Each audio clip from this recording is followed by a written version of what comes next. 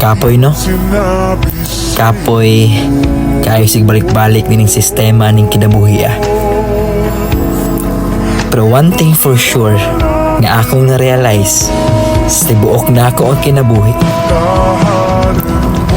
Ang pagpadayon mao'y solusyon sa tanan, dili ang paghunong. Kay kung muhunong ka kung sa imong sitwasyon karon, dili nimo makabot ang haruhay nga kinabuhi nga gusto nimong makabot. Ang pagpadayon maura gyud solusyon.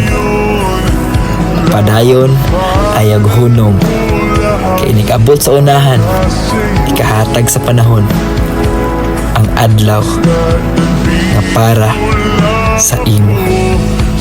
Padayon.